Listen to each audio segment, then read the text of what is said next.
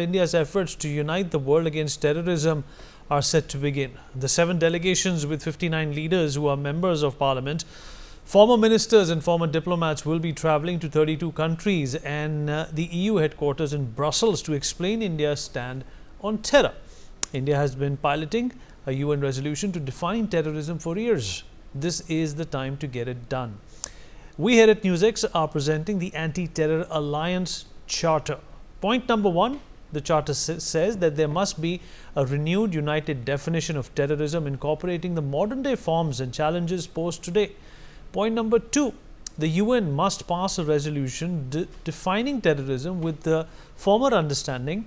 Point number 3, there must be a redefinition of state sponsorship of terrorism and the repercussions to countries doing this. Point number 4, organizations like FATF must enhance its responses against terror funding states. We will now examine these pointers one by one and bring in our guests and also get their opinion on this matter. Joining us on the show is Professor Madhav Nalapat, Editorial Director of the Sunday Guardian, Mr. Sumit Peer, Senior Political Commentator with us, and General Sudhakarji continues to grace us with his presence as well. Professor Nalapat, I'll begin with you. Sir, over the years, over the decades, the definition, like they say in Hindi, the paribhasha of terrorism has changed drastically. India, in its new doctrine, announced to the world that we cannot look at terrorism in silos. It is connected to states, it is connected to sponsors, like the Houthis, and the Hezbollah is connected to Iran, Lashkar-e-Taiba and Jaish-e-Mohammed are connected to Pakistan. They are connected with an umbilical cord. We need to consider this as one union, one unity. Do you think the track record that the United Nations has had when it comes to paying heed to these demands and these urgencies by India and the rest of the world, there will be a change, sir?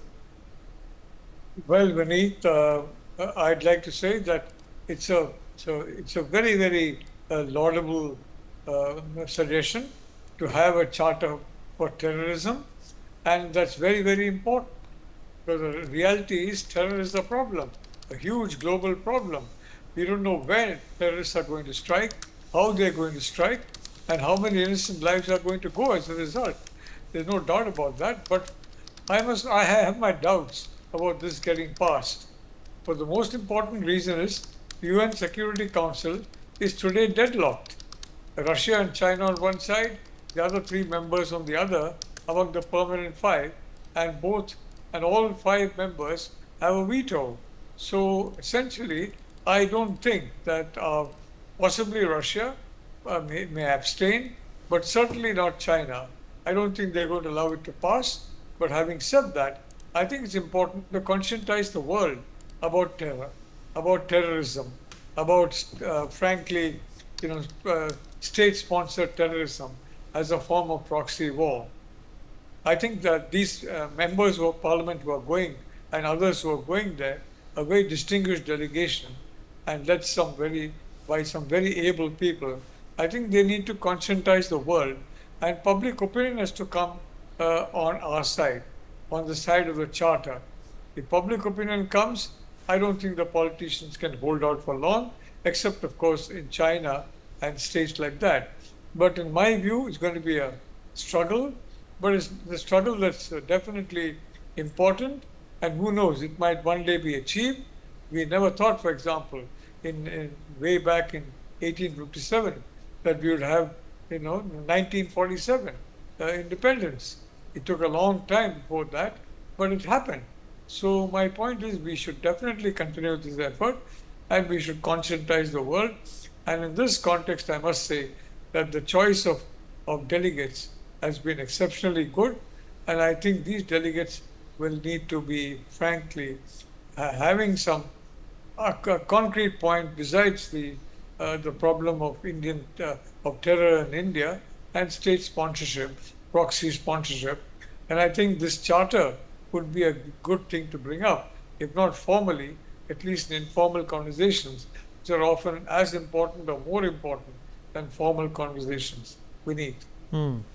Let me also bring in Sumit Peer into this conversation. Sumit, important to understand that India, along with a number of other countries, has been a sufferer of terrorism. Israel is another example. It is surrounded by adversaries, but it's learned to protect itself. It's learned to pull its own weight when it comes to defending itself and not listen to the rest of the world as well. Do you think this was the first glimpse of that same pathology? It was a glimpse of that same character, Sumit, that same disposition that Israel also has, that we will not ask the Americans or the Chinese or the Russians before we defend anybody. We will not care for their opinion, and we will make sure that terrorists are associated with the country that nurtures them, that creates them, and that sends them across the border to kill unarmed Indian civilians and ask their religion. Vinny, thank you for having me on your show. It's a very important show today, and thanks for the question. Look, it's very simple what we are facing right now. We are facing this terrorism for last 35 years, maybe more than that.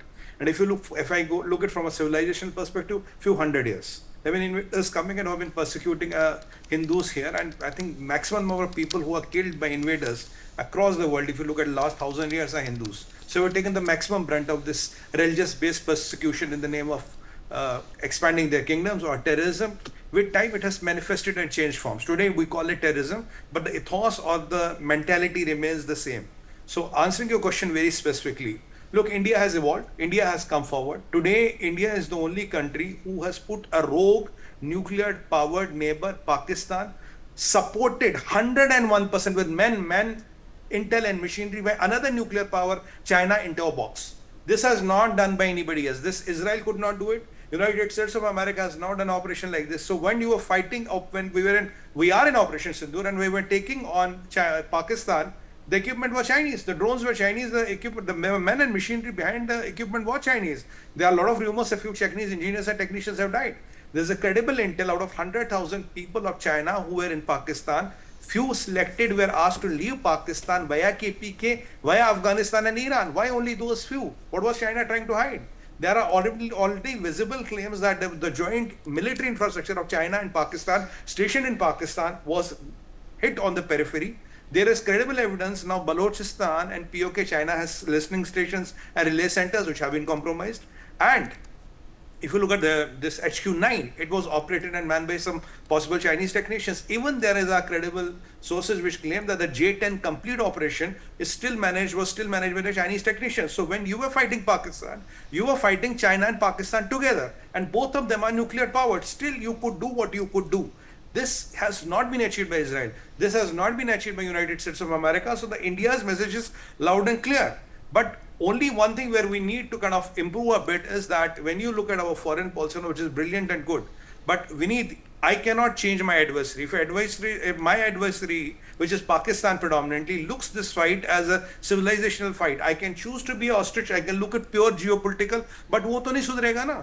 He's looking from that lens. So what we need to do is we need to put another lens to our diplomacy and pass everything through these two lenses, and then you'll be in a better position to find who are friends and who are not. And I always believe if Israel has a right to defend itself, India has a right to defend itself. You can't say to the 18% of the population of the world, you will take my permission to defend. And what the hell? You take approval from Chinese who are hand in glove with Pakistan. We have seen Chinese leave Kohota. We have seen Chinese technician in Pakistan's nuclear facilities. These days, there's a lot of things which have come in.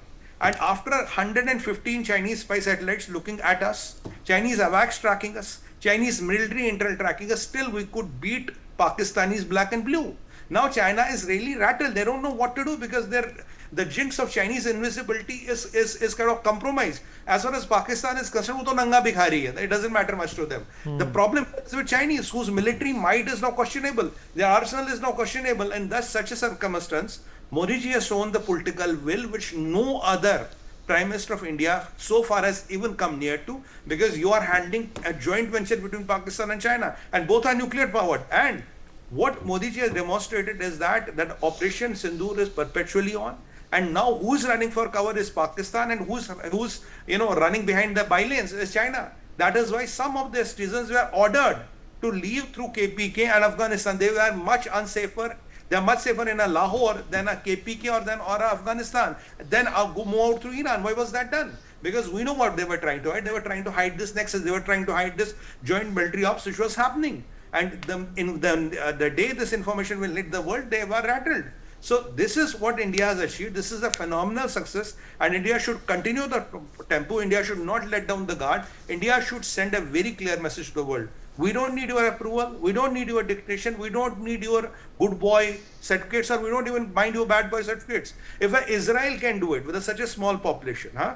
Bharat bahut bada. India is very big and the army is much more powerful. We can do it today. Who's running? Who's on But their do you knees? think, Sumit, that the bias that the Western world holds towards India is also unfair at this point in time? India has produced massive amount of dossiers, massive amount of corroboration when it comes to naming and shaming the terrorist infrastructure in Pakistan. But that has not been accepted in the United Nations. It has not been accepted.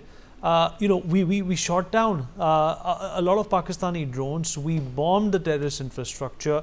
We hit the Noor Khan air base. The Western media is completely quiet about this. So do you think that our strategy needs to be more proactive and more robust? I'm going to get a quick response from Sumit, and then I want General Sudhakarji also to respond to this question. The first thing is that we are this time proactive. We need to be much more ahead in the game.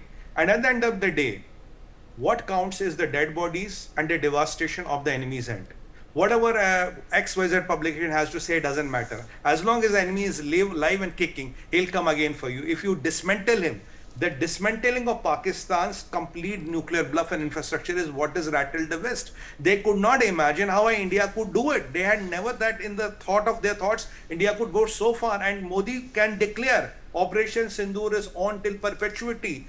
This new avatar of India, they cannot fathom. So what are they trying to do? They are trying to discredit you, and especially Rahul Gandhi and others are joining the bandwagon. That was on the expected lines. If you are Rahul Gandhi and some leaders of Pawan, what is his name, Pawan Khera, whatever, they are joining the bandwagon. That is already a proof to the testimony that now they are rattled. They don't know how to do. The best thing they can do is try to break the model from inside, questioning how many Rafales were down. Kitne jahaz gire? Why didn't you tell us? All these things they talk about the mere frustration and the fright of Operation Sindoor and the fantastic achievements it has done and changed the landscape permanently, Vineet. All right, General Sudhakarji, India needs to be proactive. India needs to understand that before something like this happens again, and India has to take its case to the United Nations or the rest of the world, there needs to be a continuous groundwork. There needs to be a separate mobilization and galvanization of our efforts towards naming and shaming Pakistan if another terror attack happens. General Sudhakarji. Absolutely, Vinit, you have put your finger on the nail, and to respond to your question or the preamble, I would say that we should be alive to the reality of the global order today. The reality is that we are existing on an architecture of transatlantic relationship today.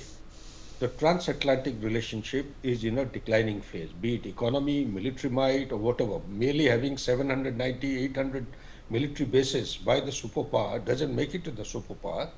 So while on one hand, there is a declining signature, there is a non-acceptance of the attributes which are driving the new dynamics of 21st century. What are the new dynamics?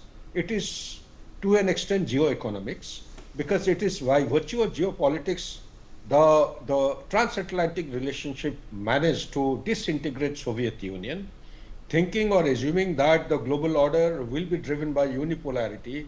They have already experienced setbacks at number of places, and they have realized there is a greater awareness within where I am today that priority one should be MAGA, Make America Great Again, by focusing on economics. Because if they don't do it, the country is destined to be broke in near future. So the culture, as you know, you've been there, Vinita, all the places, so as the very distinguished panelists, their lifestyle is based on taking loan and surviving.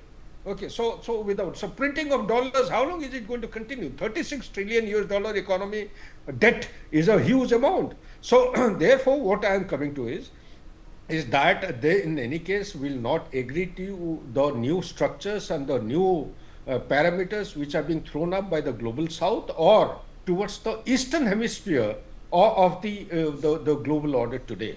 So whenever I would say that the biggest central point today lacking in the world is the trust.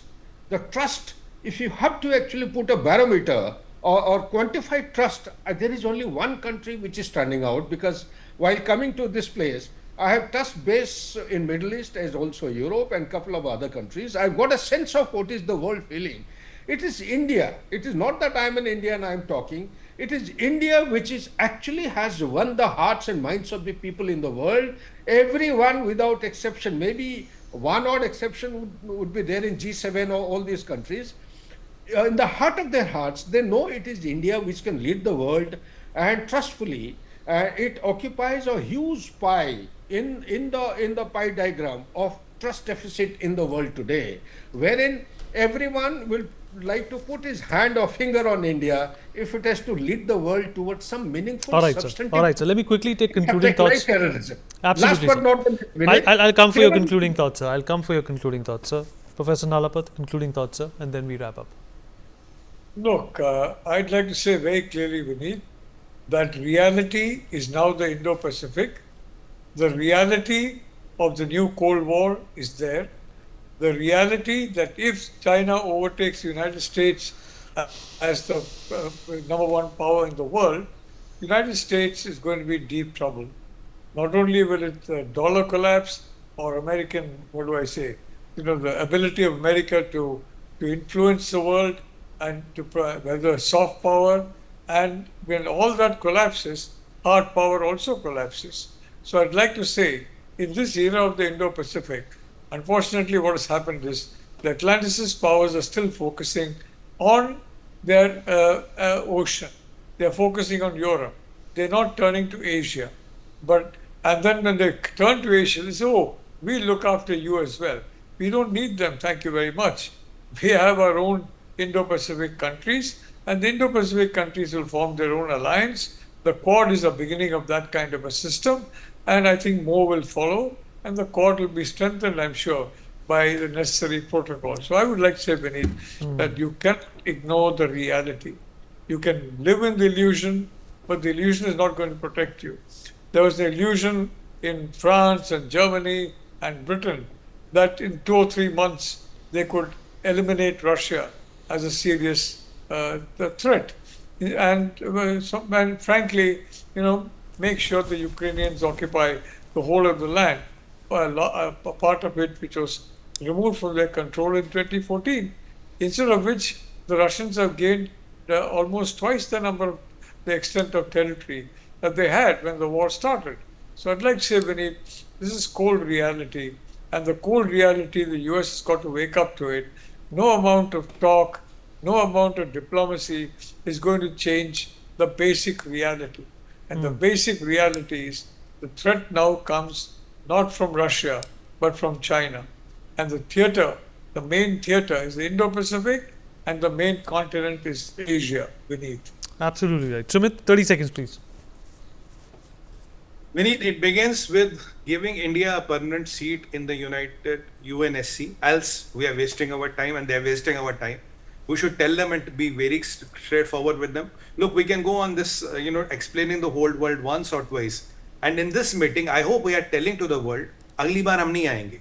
We are going to have our MEA is going to release a press release, take it as the gospel truth, and this is how India is going to be. This is how India is going to believe. We are not here to take sermons from any of you. We don't do your approvals. We don't do your permissions, and we don't care a damn what do you think, assume, presume, and believe. We are a force to reckon with. Live with that reality. Accept us the way we are. अच्छे बुरे जो भी हैं. Else call it a day. Jai Siya Ram. That's what you should tell them. General Sudhakarji. With it, there is a thing called as Global Terrorist Index. It's a coining of the term, and paraphrasing is been done by transatlantic relationship. As per that, if you see 2025, Burkina Faso is the country which is worst impacted, followed by, I think, Israel, thereafter Mali, thereafter Pakistan. Now, how come India doesn't figure anywhere in that particular matrix? I'm really shocked and surprised. So therefore, some foreign channel was trying to take a definition from me. What do you mean by terrorism? See, for me, terrorism could be linked to geography, ideology, coercing the government and trying to impose. It could be a state-sponsored tool of foreign diplomacy or the foreign policy. So that has got no bearing. Time has come, like I tend to agree with our distinguished speakers and panelists. Sumit has outlined very beautifully, good, bad, ugly. Time has come. India has to lead the show and take the world order forward. Let me also tell you, Vinit, one more minute if you allow me. Quickly, Yeah, sir. the world order is not going to allow India to become a permanent member. Let me just tell you, forecast for next 100 years. You will not get a permanent seat. India has to create its permanent seat by the way Operation Sindoor we have done and lead the race and tell the world this is what the right thing is. All right, Back to sir. you. All right, sir. Well done, sir. Thank you, gentlemen, for being a part of this conversation.